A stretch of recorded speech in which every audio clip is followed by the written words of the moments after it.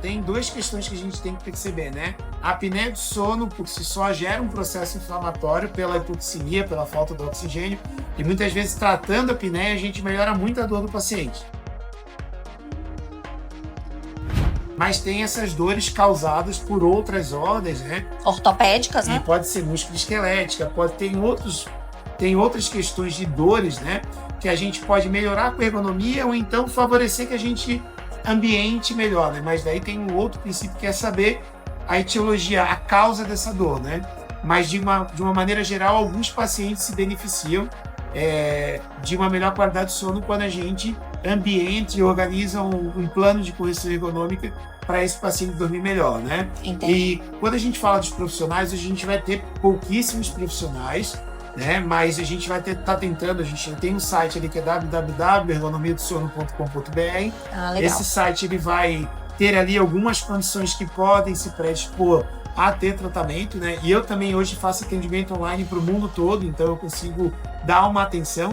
Mas em breve a gente vai ter uma série de profissionais, principalmente fisioterapeutas, capacitados nessa área que vão poder estar trabalhando presencialmente dentro das suas regiões e até mesmo de maneira online para poder a gente conseguir favorecer esse tratamento através da ergonomia. Ah, que legal. Então uma dica é procurar pelo site ergonomiadosono.com.br.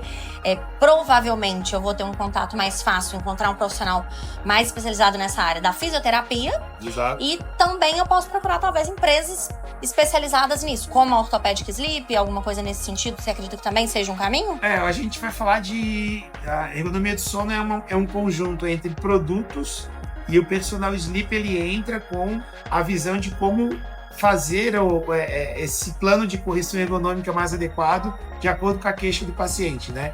Então, ela é uma combinação entre eu ter o conhecimento de aplicar essa reeducação postural personalizada para esse paciente, para as demandas que esse paciente tem, usando CPAP, não usando CPAP ou algum dispositivo. E daí tem a empresa Orthopedic Sleep, mas tem outras empresas Sim. também que desenvolvem produtos, né? Com esse viés de tentar buscar a solução, Seriam né, empresas pro sono, que né? têm colchões e travesseiros personalizados, alguma coisa nesse hoje sentido? a gente tem Ou não? dificuldade no mercado ortopédico que eu desenvolvi porque eu percebi que o mercado não tinha essa atenção para produtos personalizados. Então hoje a gente vê muito apelo comercial do melhor travesseiro e não existe o melhor travesseiro. Existe algum produto que é mais adequado para as minhas necessidades, né?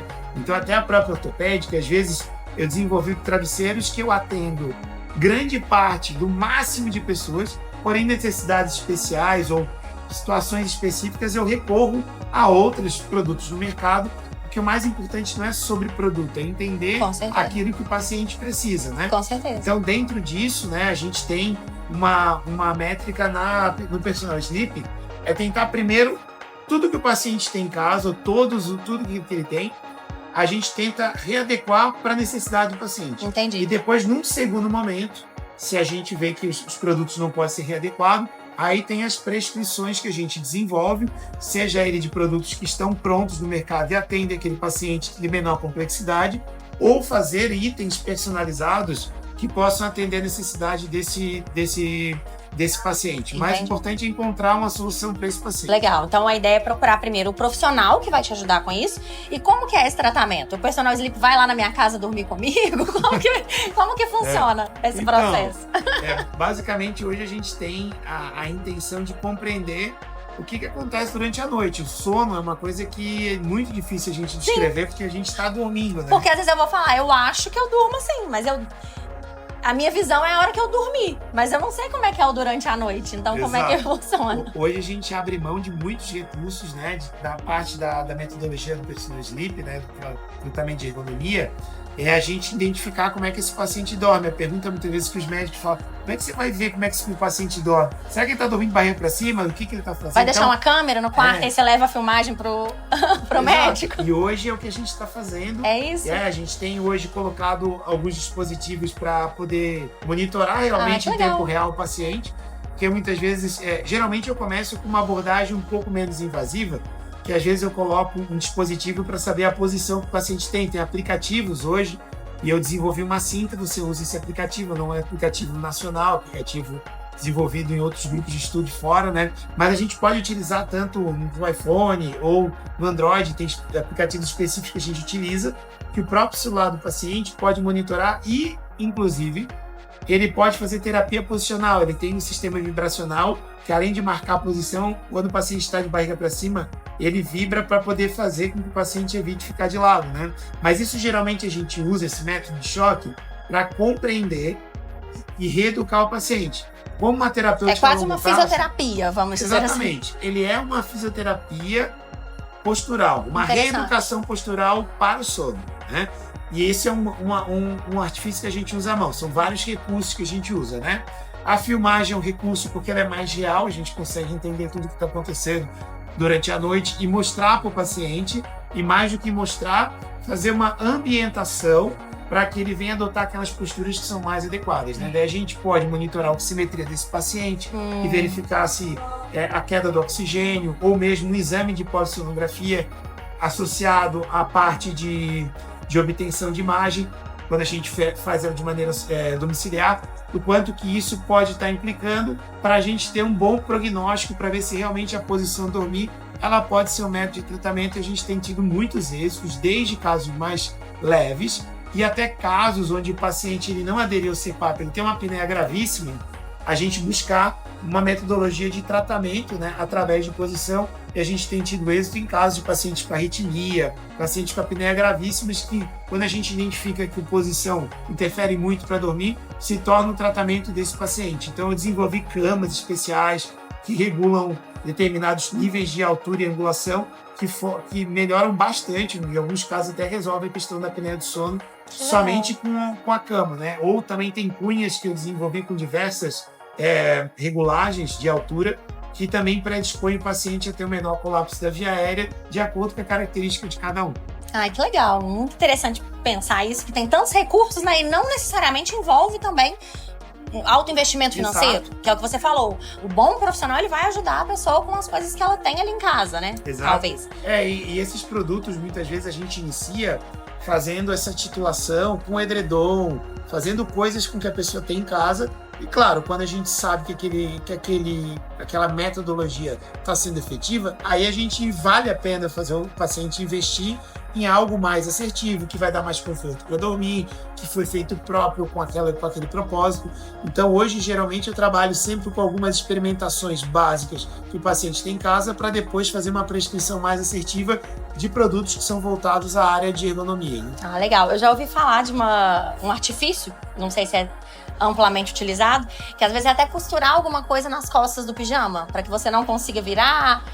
Faz sentido também? Isso mais atrás, a primeira metodologia de abordagem para tratamento posicional surgiu lá na década de 80, onde era uma bolinha de tênis, costurava, já pode ser uma pochete. Só que essas metodologias como forma de tratamento, teve um estudo que viu a adesão é baixíssimo, é quase 90% de não adesão a essa metodologia, porque ela acaba ficando desconfortável, né? Ou mesmo uma cinta restritora, eu desenvolvi uma cinta para evitar o paciente ficar de lado. Aí eu estava filmando um paciente que tinha que ficar de lado por orientação médica para melhorar a questão da apneia. O paciente simplesmente tirou a cinta, jogou fora e voltou a dormir do jeito que ele queria. E quando a gente pensa no sono, a gente tem que fazer, pensando na ergonomia do sono, a gente tem que fazer essa ambientação para que o paciente durma da maneira mais natural possível, mas que o ambiente propicie uma forma mais adequada possível para ele dormir, que seja mais saudável para ele. Então tudo e que confortável. a gente... Exato, e confortável. Então eu dormi com uma bolinha de tênis, muitas vezes o paciente ou não dorme à noite, ele não tem apneia, mas ele não dorme, está cansado porque ele não consegue ficar na posição que o corpo dele está pedindo, né? Depois tem uma outra questão, que tem paciente que começa a ter tolerância ao acessório, dorme de barriga para cima, mesmo com a bolinha tendo nas costas, não incomoda mais. Já está até fazendo massagem a bolinha, né? E outra coisa que acontece, a bolinha de tênis está no centro das costas, mas eu posso me deslocar aqui de ladinho, ficar com a cabeça para cima, continuar tendo a apneia ou roncando, né? E, ao mesmo tempo, não sendo método subjetivo, né? Então a gente já viu que a bolinha de tênis não é adequado. Esses métodos vibracionais, hoje, dentro das pesquisas, é o tratamento padrão ouro de terapia posicional, mas também a gente tem uma baixa adesão e os produtos que foram desenvolvidos para a terapia posicional, eles custam quase o preço de um CPAP. Então, a adesão é baixa, o custo é alto e hoje já não se utiliza muito. Então, essa nova visão que eu estou implementando há praticamente 3 anos é fazer esse processo e reeducar o paciente, mas depende de um fisioterapeuta, de um profissional que vai ter essa leitura, mas é o método mais efetivo porque depois o paciente engaja. Além de melhorar a parte respiratória, ele melhora também a condição de relaxamento e o paciente começa a tratar dores. Ou coisas trazer outros benefícios que ele nem estava buscando no primeiro momento, né? Exatamente. Que legal. Não, bacana. Então, o que eu vejo que o principal é procurar o auxílio do profissional, que ele vai te orientar qual o caminho a seguir. Provavelmente é um processo, um tratamento de médio prazo. Imagina que você tem que voltar no profissional várias vezes para acompanhar, fazer esses exames ao longo do tempo. Seria um tratamento ali que tem uma média que você fala, eu vou sentir os resultados e encontrar a melhor solução para mim com 1 mês, 2 meses ou não? Eu sempre falo que tem um processo inicial que a gente, dependendo do protocolo que a gente avalia, a gente monitora, né, esse paciente, o ronco, que é uma coisa que a gente tem aplicativos para monitorar, que é a principal queixa que hoje eu trabalho, né? O paciente que ronca, que está usando CPAP e ronca ainda, ou paciente que não aderiu ao CPAP porque tem uma apneia leve, ou outros dispositivos, ou usa outros metodologias de tratamento, mas ainda tem o ronco como fator residual, ou algumas apneias, mas o ronco é algo identificável que a gente consegue ter aplicativos hoje para poder ouvir. Então eu geralmente monitoro esse ronco alguns dias antes de poder fazer a intervenção. Aí eu faço a avaliação, que ela pode ser feita tanto em casa, a domiciliar sempre é melhor, porque daí a gente já consegue realmente sentir e ver ele dorme mais naturalmente, né? Exatamente. Também. Ou mesmo quando ele adota aquela postura que ele está habituado a dormir, a gente olha e fala assim, não é isso que vai acontecer durante a noite. Vai acontecer um movimento de rotação de pescoço. Ele fala que dorme de lado, mas eu sei que vai acontecer isso. A esposa vai confirmando e tal. E dali para frente, eu sempre falo que a adaptação postural demora em torno de 3 a 7 dias. Tá? É uma reeducação. Achei que era um período mais longo. Quando a gente tem os produtos adequados para poder fazer o tratamento. Então, quando eu faço quando o paciente ele tem em casa os acessórios corretos, ou mesmo quando eu visito o paciente e eu consigo lá na visita já ter alguns acessórios corretos para poder trabalhar, isso favorece muito e essa adaptação tem muito, em alguns casos, no primeiro dia eu tive resultados absurdos, assim, tipo de paciente roncar muito alto e a esposa naquele dia falou assim, não ouviu o cara roncar. Quando é muito posicional e quando o ambiente está muito errado. A gente melhora o ambiente, a gente tem resultados melhores, entende? Mas no sentido, geralmente eu acompanho o paciente de 15 dias até 1 mês para poder realmente confirmar que esses resultados estão adequados. Porque na maioria dos pacientes a gente denota de desenvolver alguns tipos de produto que vão favorecer o tratamento. Então, o que a gente faz é avalia, seja de maneira online ou então de maneira presencial, tenta melhorar o que pode, prescreve os produtos mais adequados que esse paciente vai poder adquirir no mercado ou mesmo na fábrica ali onde eu consigo desenvolver e prescrever o produto. Eu não trabalho hoje na área comercial, trabalho só na área clínica, né? Mas ele prescreve, o paciente compra onde pode. Até a questão de travesseiros, a gente tem uma rede de empresas hoje, clínicas especializadas que compram travesseiro e revendem, então sempre na oportunidade eu sempre indico uma loja de fácil acesso para esse paciente lá experimentar, olhar, principalmente na questão online, né? E a gente vai conseguir nesse processo todo ter êxito nesse tratamento, que às vezes o paciente me procura por uma queixa que é ronco, mas ele tem ronco, ele tem apneia, ele tem dor, e ele também tem insônia. E a gente trata um combo todo, que legal, né? Que legal. E é muito bacana porque a gente geralmente subestima esse tratamento, mas o resultado é fantástico, né? E geralmente eu vou na casa do paciente para poder tratar a queixa principal e a gente tem o parceiro, que é o homem e a mulher, né? Que tem outras queixas e a gente já trata a casa toda. Né? Já vai descobrir que vai a família inteira no combo também, né? Você falou das principais queixas do CPAP. Você comentou que às vezes a questão da máscara deslocar, que aí o ideal é um travesseiro que não seja nem tão macio, nem tão duro. Como que é? Ou ele tem um formato específico para máscara? Esses travesseiros que têm recortes específicos para máscara, eles faziam muito sentido há algum período atrás, quando o perfil dos pacientes é aquele paciente mais obeso, o paciente que usava aquelas máscaras maiores, né? Então, esses travesseiros que são colocados, travesseiros para CPAP, hoje dentro do mercado, as máscaras cada vez são mais minimalistas, né? Confortáveis também. Confortáveis de uso, né? E às vezes a fixação dessa máscara é uma fixação, às vezes, que ao toque mecânico ela desloca muito fácil, né? Quanto mais minimalista, menos encaixe ela tem, e mais eu tenho que tentar cuidar para esse travesseiro, a minha mão ou qualquer elemento venha deslocar a máscara, né? Então o que eu vejo hoje é que assim, não existe um travesseiro próprio para CPAP. Existe uma adequação e características que o travesseiro precisa ter para não atrapalhar a terapia de CPAP, né? E dentro dessa linha, eu estou estudando há 18 anos esse ramo, né? E eu estou tentando evoluir para a gente desenvolver produtos com esse tipo de característica. E não vai ser um, tá?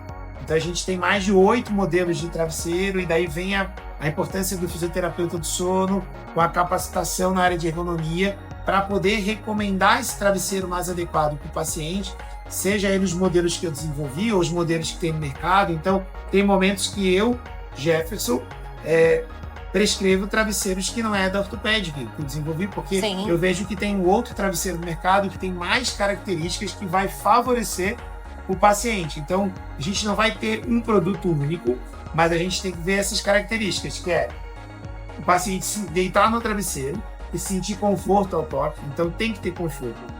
E tem gente que se sente confortável no travesseiro mais macio e outros mais firmes. No mais firme. Né? Então não tem regra nesse sentido. Isso, né? Mas, se para eu ficar de lateral e a minha cabeça evitar movimento de flexão, porque eu posso ficar de lado, mas posso ficar de lado comprimido.